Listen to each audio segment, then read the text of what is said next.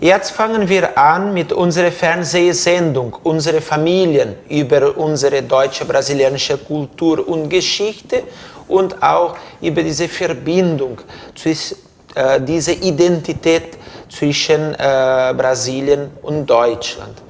Começa mais programa Unsere Familien, aqui na Vale TV, sobre essas relações teuto-gaúchas, teuto-brasileiras. Temos a alegria de ter aqui conosco Valmor Heckler, nosso amigo, empresário da cidade de Nova Petrópolis. E, aliás, uma cidade que eu sempre digo para você, né, Valmor, tenho assim uma estima, uma consideração muito grande, parte das minhas raízes também estão em Nova Petrópolis. Então, o Valmor vem nos contar hoje sobre o seu parque, sobre o seu trabalho, sobre o Parque Pedras do Silêncio, né, e todas essas conexões também, né, que são possíveis de fazer com esse trabalho, Valmor. Então tá ótimo. Felipe, obrigado pelo convite de poder estar participando aqui, aos ouvintes todos também. E eu gostaria só de enaltecer a importância desse trabalho que está sendo feito pelo programa Unsere Familien, nas tuas mãos, Felipe, desse resgate, de trazer à tona, divulgar, discutir assuntos pertinentes à história da imigração. Com certeza é um trabalho importante para nós preservarmos e valorizarmos cada vez mais a nossa história. Obrigado, Valmor. Sim, para nós que conhecemos ali o teu trabalho, o teu parque, é algo assim muito, digamos, quantas vezes que a gente esteve e está lá. Agora, para as pessoas que ainda não conhecem, né, para as pessoas que vão nos ver de outros lugares do estado, de outros estados, né, você também puder nos detalhar sobre o parque, né, sobre a história ali esculpida naquelas pedras todas no parque. Uhum. Então, Felipe, o parque, o Esculturas Parque Pedras do Silêncio, ele começou com a ideia de resgatar e divulgar a história da imigração germânica da região de uma maneira um pouco diferente, através de esculturas em pedra. Então, para isso, inicialmente foi montado um roteiro histórico e cultural, onde a gente teve a ajuda de vários historiadores da região, né? E esse roteiro, depois de pronto, ele serviu de base para 3 escultores gaúchos contar essa história por intermédio dessas esculturas, né? Então, o espaço que hoje a gente vê, o resultado que nós estamos tendo, tanto pela questão artística em meio à natureza, mas principalmente a história resgatada e contada, então, por intermédio dessas esculturas, que a gente vê hoje que é muito importante para resgatar e para deixar ela mais divulgada ainda. E como a gente está numa região turística, né, Felipe? Eu acho que é bem bacana porque as pessoas enxergam a influência germânica, tanto na arquitetura, nas tradições, na cultura, na culinária, e muitas vezes não sabem como e onde tudo isso aconteceu. E lá fica bem claro isso também. Vocês fizeram todo um trabalho de pesquisa, né, de busca. Eu creio que uma das pessoas que deve ter muito ajudado foi o Renato Saipt, né, o nosso querido Renatão, né, que se dizia que era uma sumidade assim, na história, muito também de Nova Petrópolis. E a materialização, vocês entregavam fotos, desenhos, histórias, como é que era assim, essa entrega ao escultor, e aí ele fazia lá esse trabalho na pedra. Uhum. Bom, Felipe, aí é bem interessante que tu levantou aí, porque esse embasamento histórico, a pesquisa histórica, né, ela foi muito, muito trabalhada. Foram 4 anos de trabalho, né, desde a pesquisa, montar a história ser contada, e também a questão artística e estrutural, né. tu colocasse muito bem, o professor Renato Urbano Saipt foi um ícone na história da imigração germânica, especialmente em Nova Petrópolis, mas ele era conhecedor da história como um todo. E eu tive um grande prazer, assim, durante 4 anos conviver muito com ele, apesar dele ter sido meu professor já na época do 2º grau, né? Mas agora, para a montagem da questão histórica, esse resgate do parque, ele me auxiliou muito em muitas informações, muitos depoimentos, muitas histórias que ele conhecia, né? Então ele foi um dos historiadores muito importantes.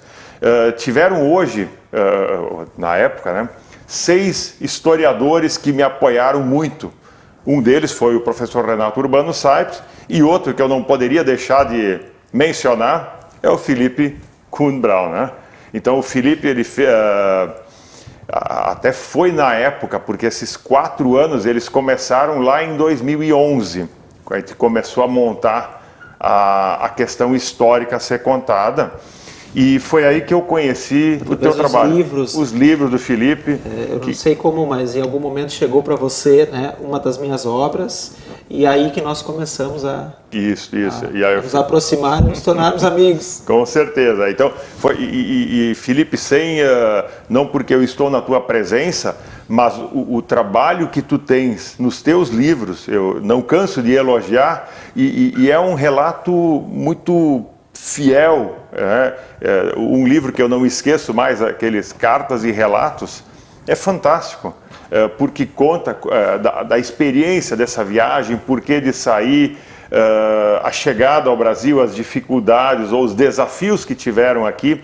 Então são relatos muito importantes que contribuíram muito para escrever esses capítulos a serem contados nas esculturas. Então, como eu falei, foi montado esse roteiro histórico, dividido em capítulos, e cada capítulo ele se transformou numa escultura. Quantos capítulos mesmo, amor?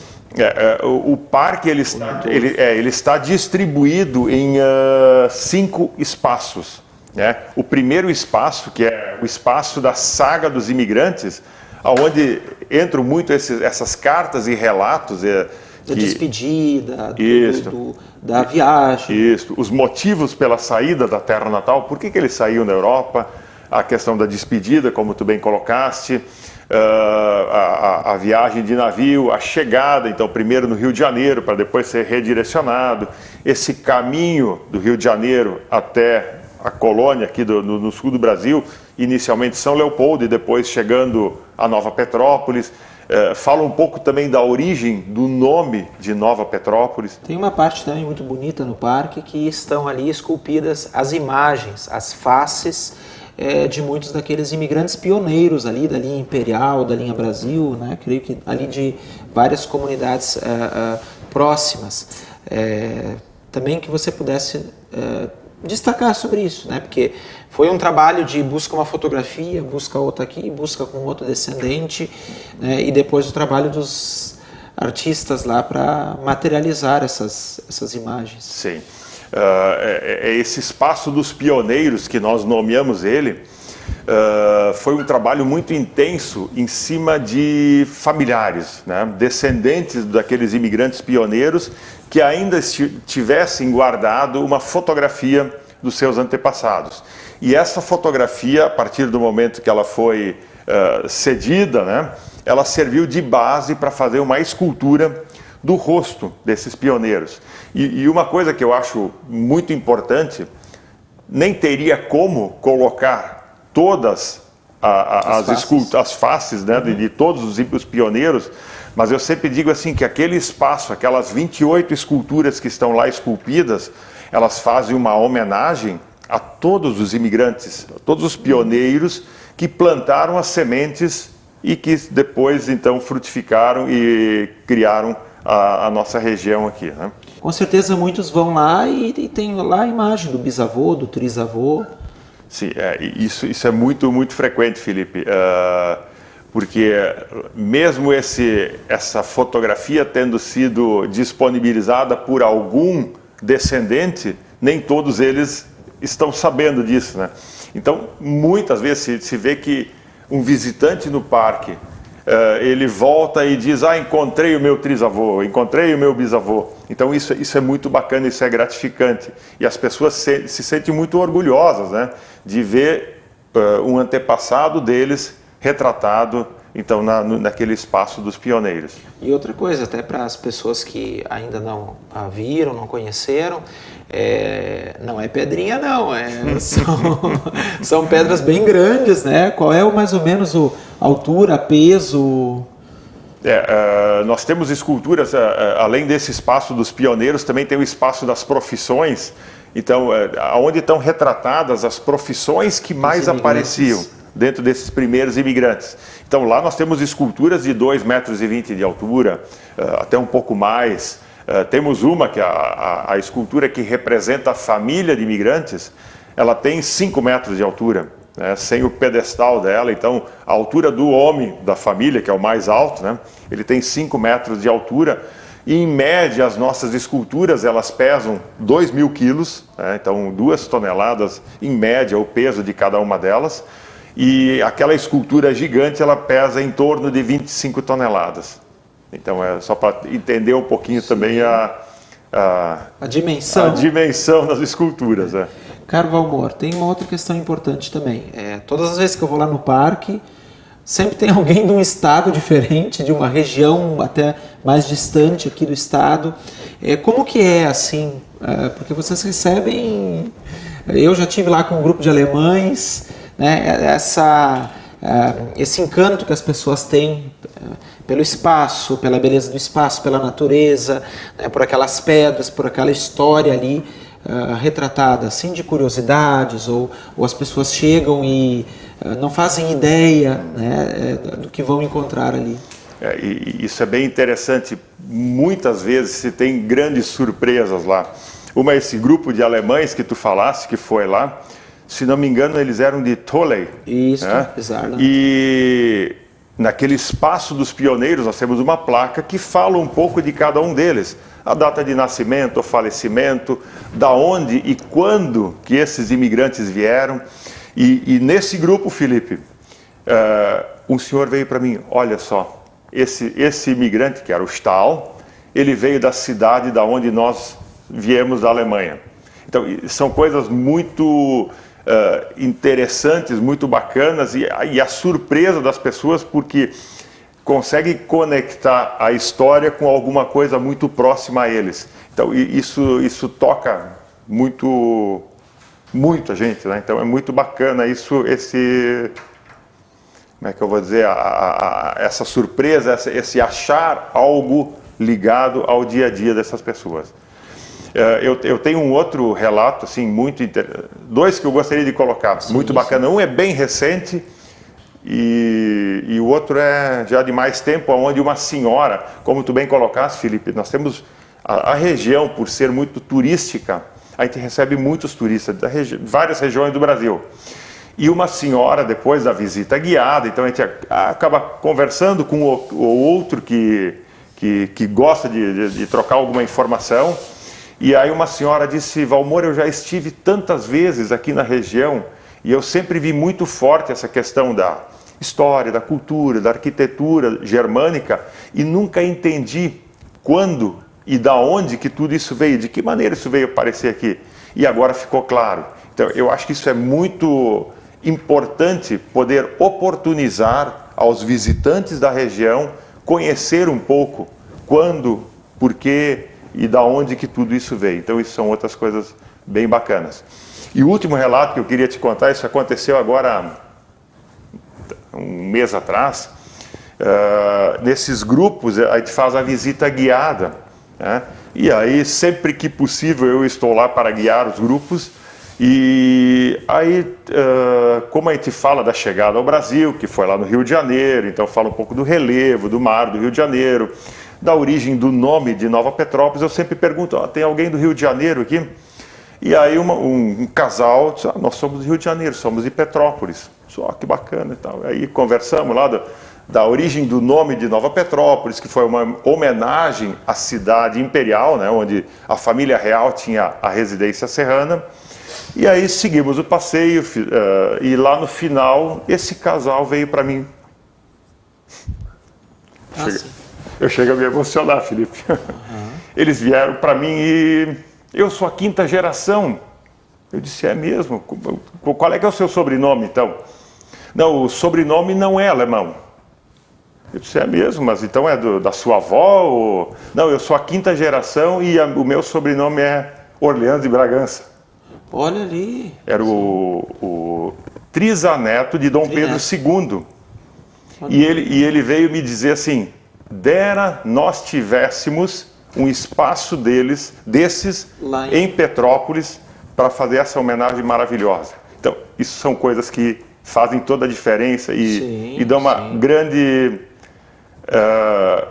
Esse é o resultado que a gente gosta de colher, o resultado não financeiro, mas sim esse legado que contando essa história da imigração. E é importante assim reforçar, né, claro, o quanto a família imperial foi também envolvida, né, o Império, Imperatriz Leopoldina, né, Dom Pedro I, depois Dom Pedro II, né, que já era mais ligado até porque a mãe era de origem germânica, né, diferente de Dom Pedro I, que até retorna a Portugal e tem toda uma outra questão, mas assim o quanto essa linha do tempo, essa explicação, né, e que vocês têm lá e que, claro, é uma proposta diferente, né, é um projeto diferente que a gente percebe que, claro que cada vez que a gente vai, parece assim, tem mais alguma coisa que dá para ver, né? Mas vocês também têm esse trabalho, né, Valmor, de novas esculturas, ou tiveram, porque o parque começou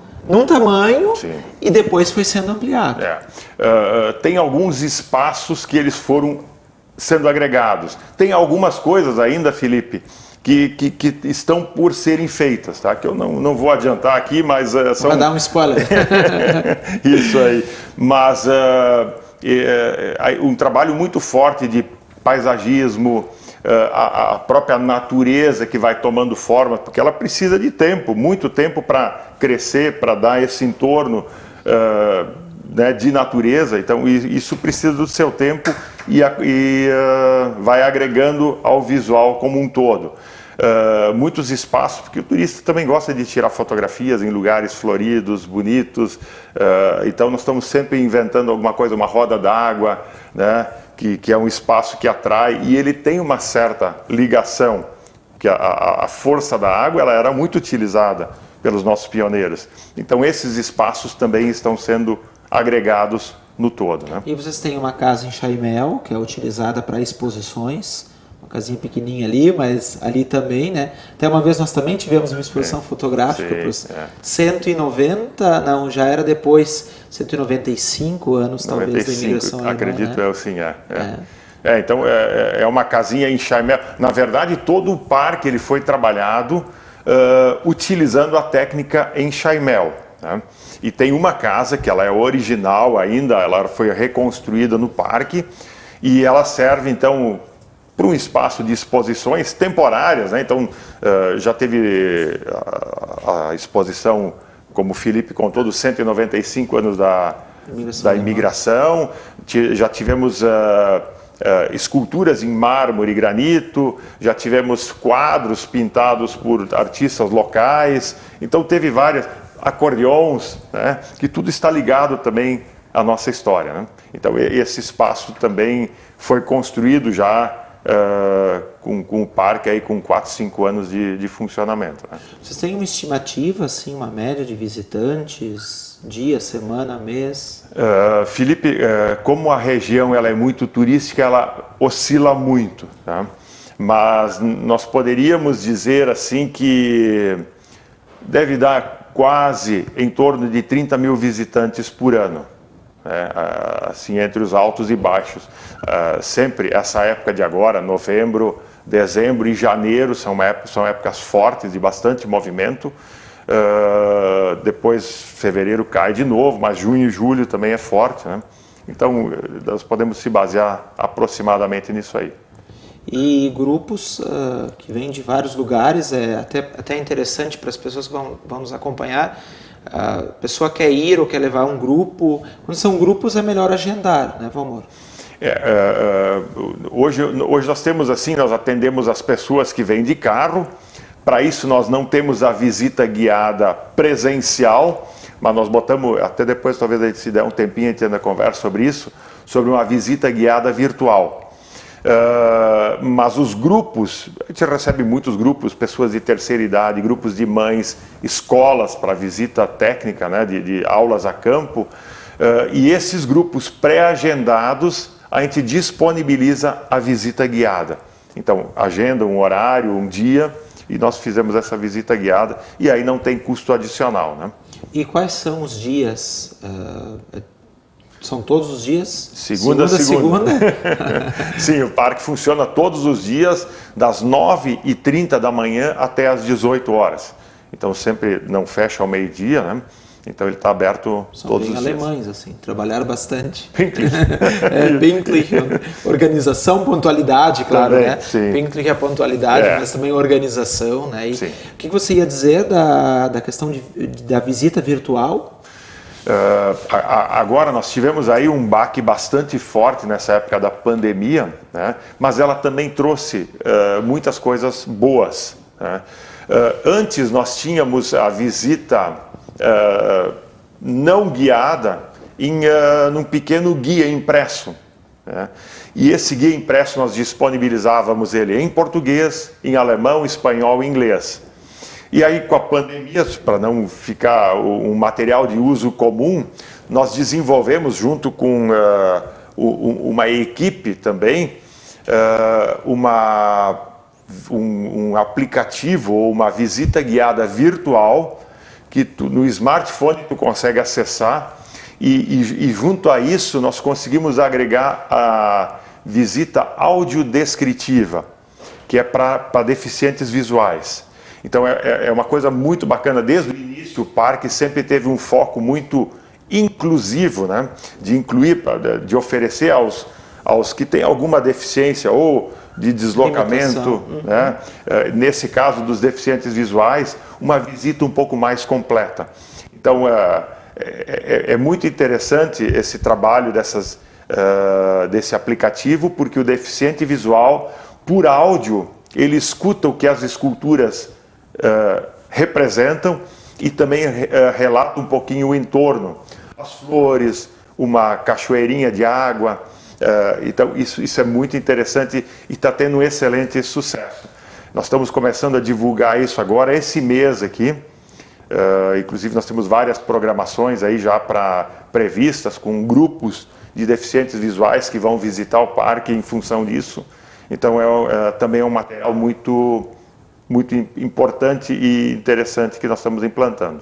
Vocês também têm peças lá que são feitas pelos próprios escultores, né? Assim, à venda, algumas menores ou reproduções. Sim, porque os escultores, Felipe, foram 3 os escultores que trabalharam lá no início na concepção do parque.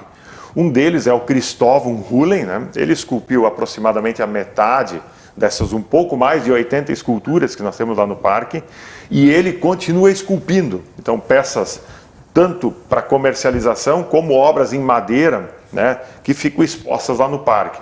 Então a gente trabalha muitas coisas para comercialização e também obras que ele continua trabalhando para compor ainda mais o acervo de esculturas. O segundo escultor, então, é o Rogério Bertoldo. Ele tem o ateliê dele próximo a Santa Maria, em Nova Palma. Então ele morou um tempo em Nova Petrópolis e aí ele esculpindo fez praticamente a outra metade, né? E um dos escultores é o Rodrigo de Azevedo. Ele fez uma obra.